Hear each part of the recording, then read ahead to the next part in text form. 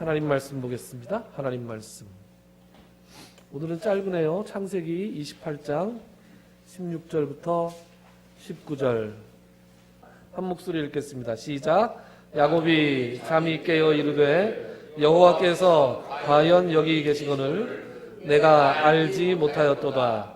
이에 두려워하여 이르되 두렵도다. 이곳이여 이것은 다름 아닌 하나님의 집이요 이는 하늘의 문이로다 하고 야곱이 아침에 일찍이 일어나 베개로 삼았던 돌을 가져다가 기둥으로 세우고 그 위에 기름을 붓고 그곳 이름을 베델이라 하였더라. 이 성의 옛 이름은 루스더라. 아멘.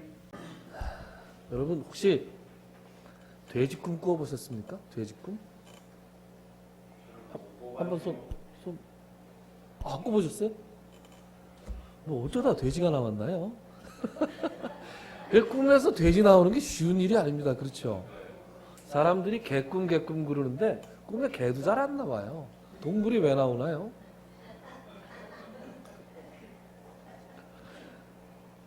돼지 같은 사람은 가끔 나옵니다.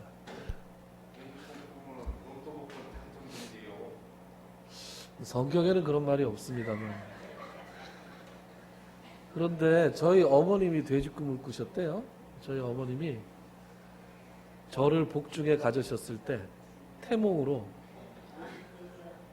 들판에 하얀 돼지가 가득한 꿈을 꾸셨다고 그래요. 그래서 인터넷 꿈 해몽 사이트에 들어가서 봤더니 뭐 좋은 말이 써 있더라고요. 성경하고는 상관없어요. 그런데 제가 30살까지는 몸무게 56kg를 유지했습니다. 상당히 마른 편이었죠. 그런 다음에 어느 날 순식간에 이렇게 불어났는데 어머님 기도 때문은 혹시 아닌가, 어머님 꿈 때문은 아닌가 그런 생각을 하는데, 고등학교 때부터 저를 쭉 지켜봐온 우리 석 집사님 말로는 그때 그 비쩍 말랐던 때보다 지금이 훨씬 낫다. 그래서 감사하고 살고 있습니다. 좀 빼긴 빼야 되겠죠? 네. 됐어요? 그냥 살아요 그렇게? 네.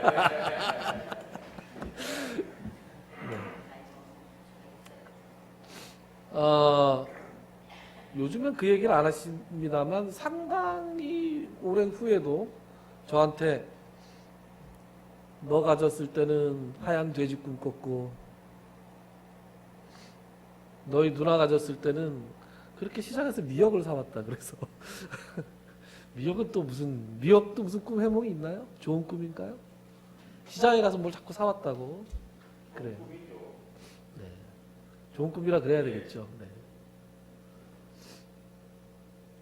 여러분 사람 살다 보면은 아주 희한하고 강렬한 꿈을 꿀 때가 있지 않습니까? 한두 번쯤은 그런 꿈을 꿀 때가 있습니다. 저도 있습니다. 제 꿈 얘기는 나중에 기회가 있으면 해드리고, 오늘 왜 꿈 얘기를 하느냐? 야곱이 꿈을 꿨잖아요. 그죠? 야곱이 꿈을 꿨습니다. 우리가 이렇게 살면서 한두 번 꾸게 되는, 도대체 돼지가 왜 나오냐 이거죠. 그런 돼지 꿈 같은 거는 기억이 날 수밖에 없어요. 아무리 오래돼도 생생하게 기억에 남을 수밖에 없습니다. 그런데 야곱이 꾼 꿈은 어떤 꿈이었어요? 꿈에서 동물을 보기도 어려운데 꿈에서 하나님을 봤어요. 꿈에서 하나님을 뵀는데 그것을 어떻게 잊어버릴 수 있겠어요? 꿈을 꾸는데 사닥다리가 하늘을 향해서 쫙 올라가 있더니 거기에 천사들이 오르락 내리락 하는데 그 꼭대기에 하나님이 서 계셔서 나를 이렇게 물끄러미 내려다보신 것만이 아니라 놀라운 약속의 말씀을 자신을 향해서 했다 이거예요. 그걸 어떻게 잊어버리겠어요? 그래서 야곱이 잠이 깹니다. 탁 잠이 깨고 나서 꿈이 너무 생생한 거예요. 그래서 아마 제 생각에는 야곱이 잠을 깬 다음에 제일 먼저 한 행동은 이렇게 두리번거렸을 것 같아요. 그렇지 않습니까? 막 두리번거리고 자기 뺨도 한번 이렇게 때려보고 꿈인지 생신지. 그렇게 한 다음에 이 사람이 이게 꿈이야, 꿈이면 꿈인데 보통 꿈이 아니구나.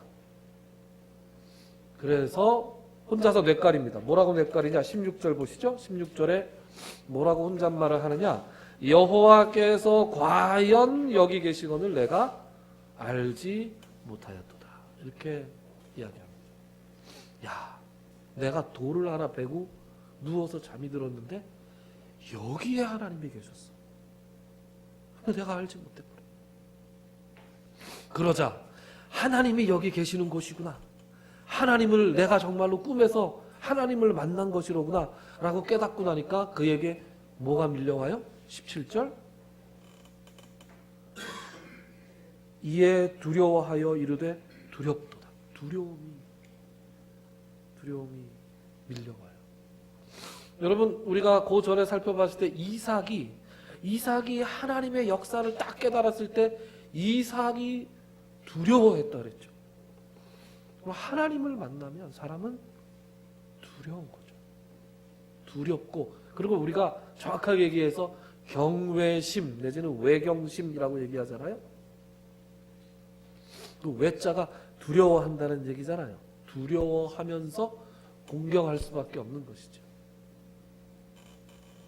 그래서 이렇게 씁니다. 두렵도다 이곳이요, 이것은 다름 아닌 하나님의 집이요, 이는 하늘의 문이로다 하고 18절 보시죠. 18절 야곱이 아침에 일찍이 일어나 베개로 삼았던 돌을 가져다가 기둥으로 세우고 그 위에 기름을 붓고 19절 그곳 이름을 베델이라 했다. 그런데 이 성의 이름은 루스였다. 원래는 루스였는데 자기가 하나님을 만나고 이곳이 하나님이 여기에 계시는구나 하고 이곳을 베델이 히브리어로 무슨 뜻이냐면 벳은 집이라는 뜻입니다. 엘은 하나님이라는 뜻이에요. 그래서 베들레헴 그러면 떡집이라는 소리고 벳엘 그러면 하나님의 집 이런 뜻입니다. 여기 하나님이 계셨다 이거. 여기 하나님이 계셨다.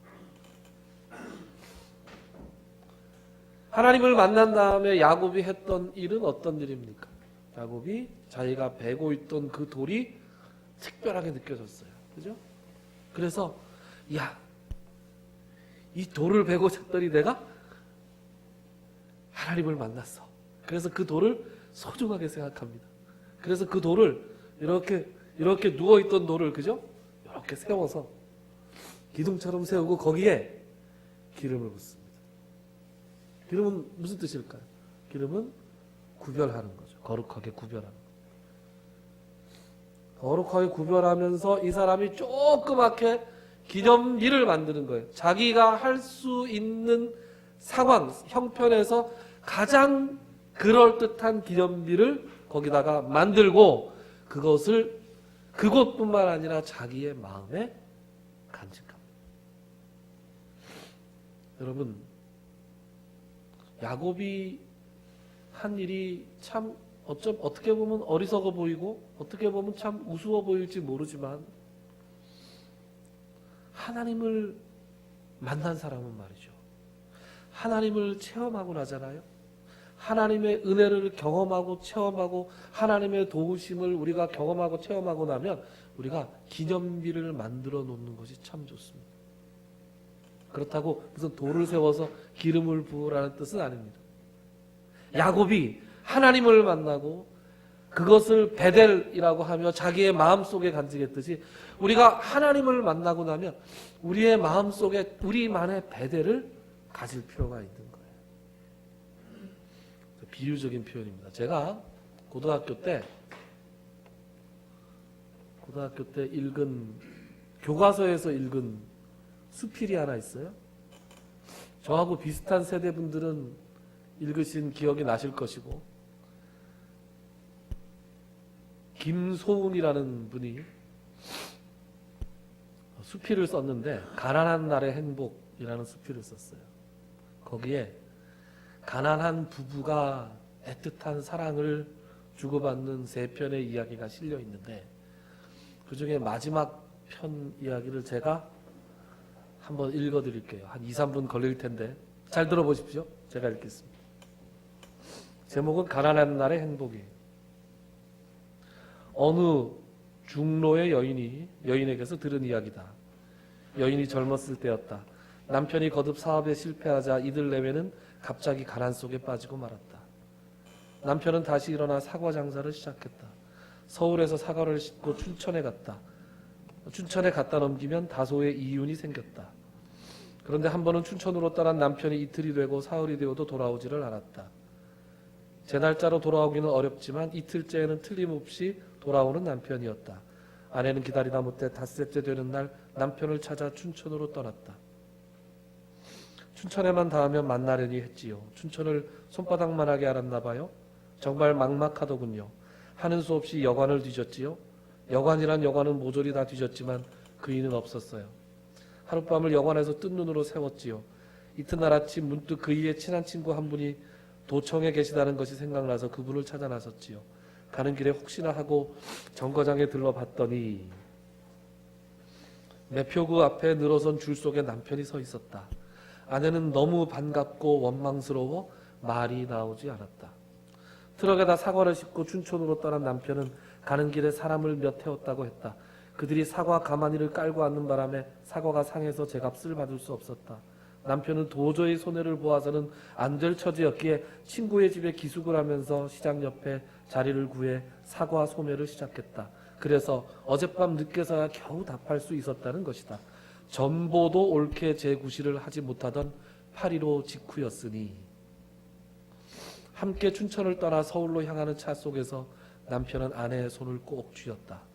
그때만 해도 3시간 남아 걸리던 경춘선. 남편은 한 번도 그 손을 놓지 않았다. 아내는 한 손을 맡긴 채 너무도 행복해서 그저 황홀에 잠길 뿐이었다. 그 남편은 그러나 6.25 때 죽었다고 했다. 여인은 어린 자녀들을 이끌고 모진 세파와 싸우지 않으면 안 되었다. 이제 아이들도 다 커서 대학을 다니고 있으니 그이에게 조금은 면목이 선 것도 같아요. 제가 지금까지 살아올 수 있었던 것은 춘천에서 서울까지 제 손을 놓지 않았던 그이의 손길, 그것 때문일지도 모르지요. 여인은 조용히 웃으면서 이렇게 말을 맺었다. 젊었을 때 남편을 잃고 그 해방 직후에 6.25를 거쳐서 그 험한 세월을 여자 혼자서 아이를 키웠어요.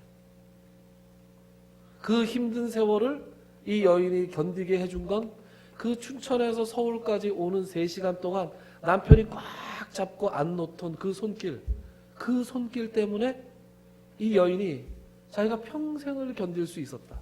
힘들 때마다 그 손길 때문에 견딜 수 있었다라고 지금 말하고 있는 거죠.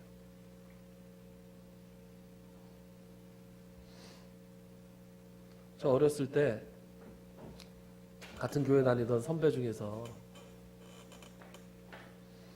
여자 선배였는데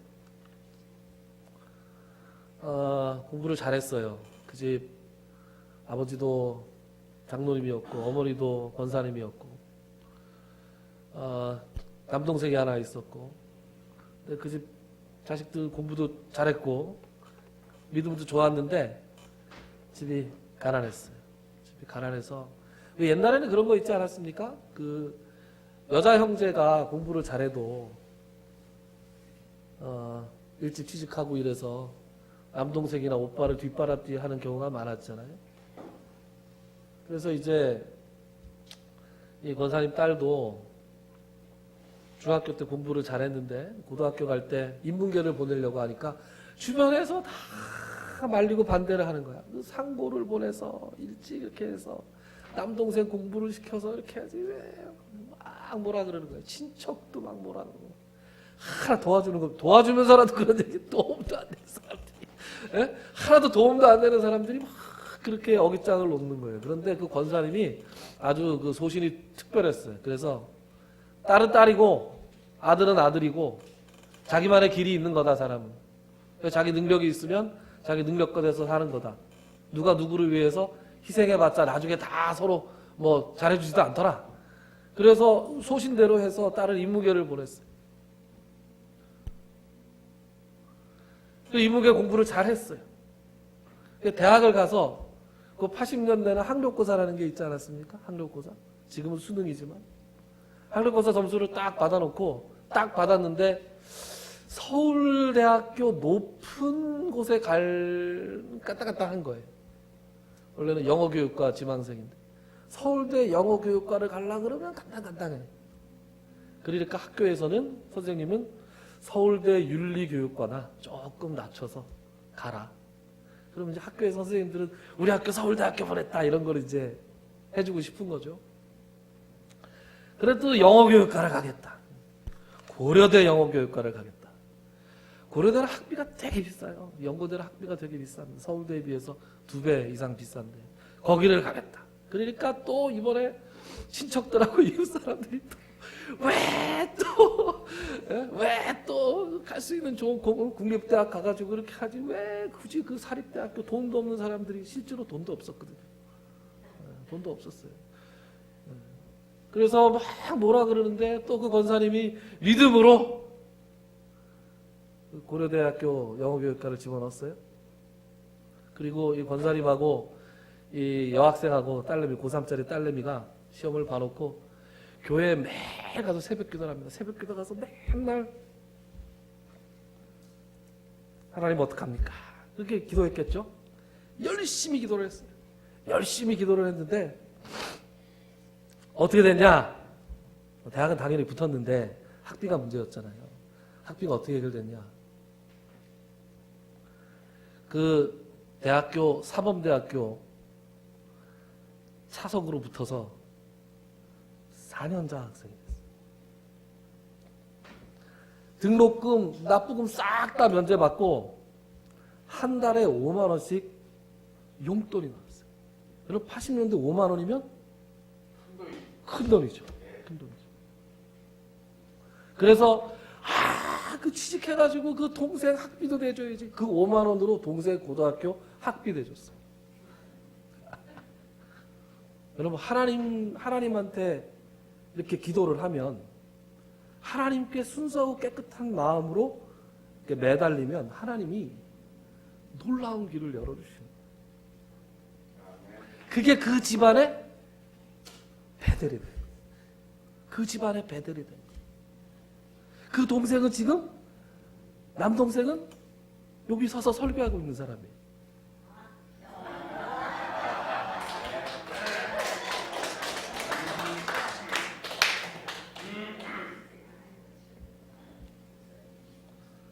저는 그때부터 그 속에 베델이 있는 거예요. 어떤 베델이 있냐?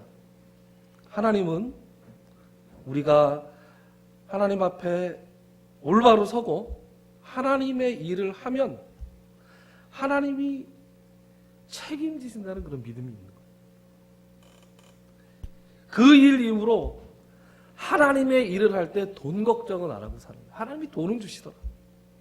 힘들고 어려울 때마다 하나님이 굶기시지 않더라. 하나님이 확실하게 책임지시더라. 이런 우리에게 뭐가 필요하냐? 우리에게 베델이 필요한 거예요. 여러분들 베델 있으세요? 베델은 말이죠. 그래서 우리가 하나님을 만나고 하나님께서 우리의 인생에 간섭하고 은혜 베푸신 걸 체험하고 나잖아요. 그러면 기념비를 좀 세울 필요가 있어요. 근데 기념비를 세우는 거 제일 좋은 건 이게 좀 적어두는 거예요. 좀 적어두세요. 하나님이 몇 년도 몇 월 며칠에 나한테 이렇게 역사하셨다. 좀 적어두세요. 그리고 야곱이 이렇게 기름을 붓잖아요. 기름이 도대체 어디서 기름이 났을까요? 기름이 땅 파서 나왔나요? 그 당시에 여행자들은 그 기름을 비상용으로 가지고 다녔습니다. 그게 약이었거든요. 비상용 약. 되게 귀한 거였어요. 자기의 귀한 거를 이렇게 돌에 부으면서 자신의 귀한 것을 자기가 할 수 있는 한 최대한 하나님께 드렸어요. 그러니까 하나님을 만나고 은혜를 받으면 하나님 앞에 감사 표시를 하세요.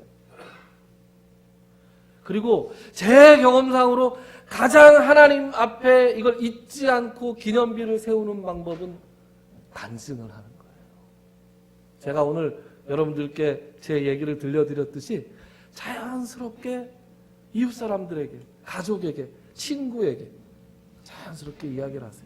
그렇게 해서 여러분의 기념비를 세우고 여러분의 배대를 세우고 여러분 마음속에 간직하시고 나에게 은혜를 베풀어 주신 하나님의 은혜를 내가 새기고 따뜻하게 든든한 마음으로 이 세상을 살아가시기 바랍니다. 여러분, 우리에게 베델이 필요한 거, 야곱은 그것을 베델이라고 불렀어요. 그죠?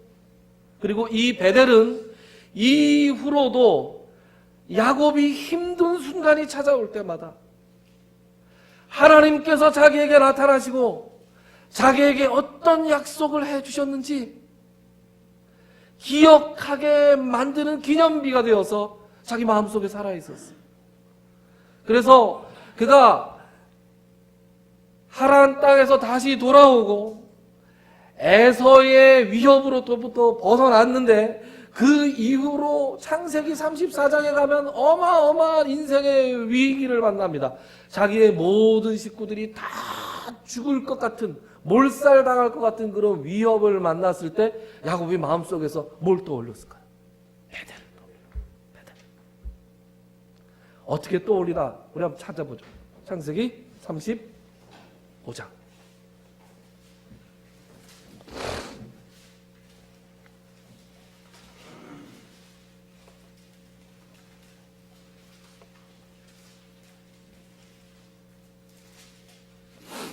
창세기 35장 7절.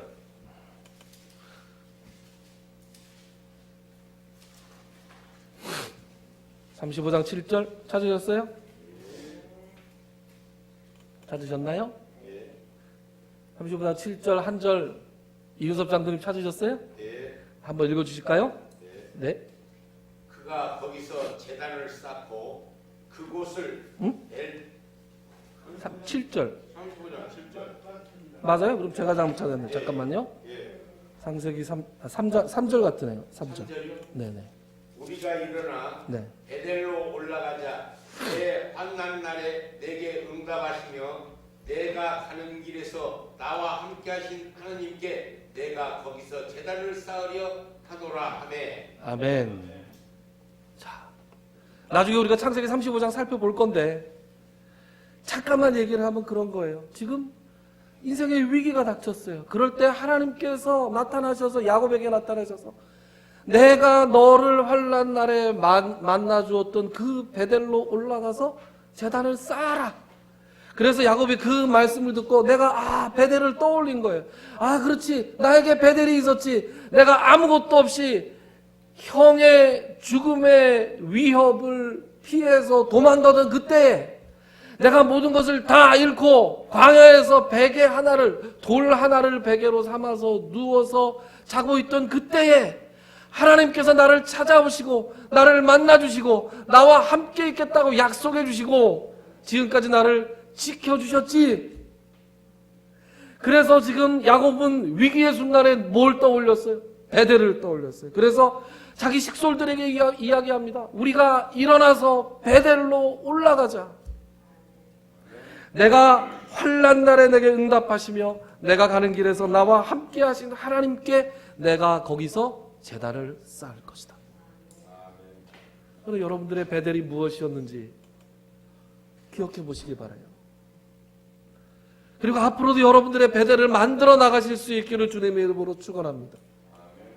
여러분들 마음속에 베델을 간직하시고 여러분들이 힘들 때마다 함께 하시는 하나님, 나에게 역사하셨던 하나님. 그래서 앞으로 찾아오는 모든 위기의 순간에도 그 여러분 속에 있는 베델로 말미암아 위기를 극복하시고 그 모든 것을 통해서 결국은 하나님께 더 가까이 가실 수 있는 여러분들이 되시기를 주님의 이름으로 축원합니다. 기도합시다. 하나님, 환난 날에 야곱을 만나주시고 그 마음속에 잊지 못할 베델을 간직할 수 있도록 도와주신 하나님, 우리도 하나님을 만나길 원합니다. 하나님을 만났던 것을 기억하고 기점하기를 원합니다. 인생의 위기의 순간 때마다 떠올리며 그 어려움을 극복하고 하나님을 기억할 수 있는 베델이 우리 속에 있기를 원합니다. 하나님 우리를 주장하시고 인도하여 주시고 우리의 베델이 되어 주시옵소서. 예수님의 이름으로 기도드리옵나이다. 아멘. 창세기 338 찬송가 338장.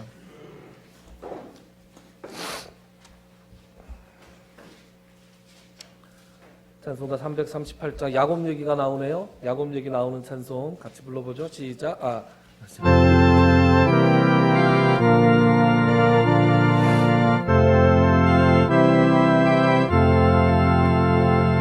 내 주를 가까이 아뢰하는 십자가 짐 같은 고생이나 내 일생 소원을 늘 찬송하면서 주께 더 나가기 원합니다. 하는 것 옛 야곱이 돌에 대고 잠깐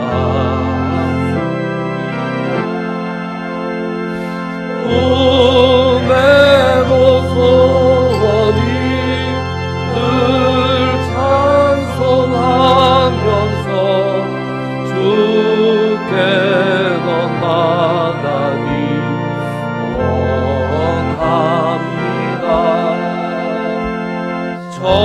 천성에 가는 길 뻔하여도 생명길 된 나비 은혜로다. 천사 날 부르니 늘 찬송하면서 주께 더 나가기 원합니다. 야곱이 잠 깨어 일어난 후 골단을 쌓은 것 본받아서 숨질 때 되도록 늘 찬송하면서 주께 더 나가기 원합니다.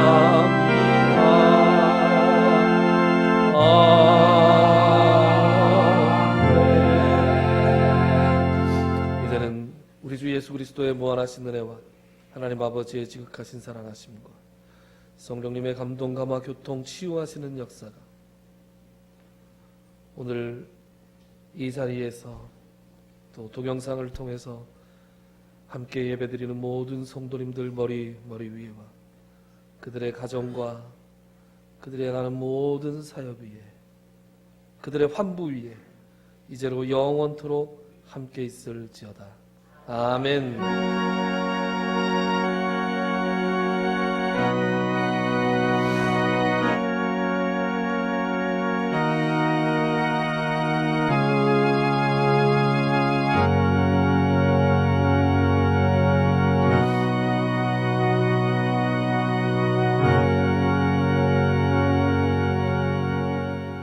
예배 마쳤습니다. 감사합니다.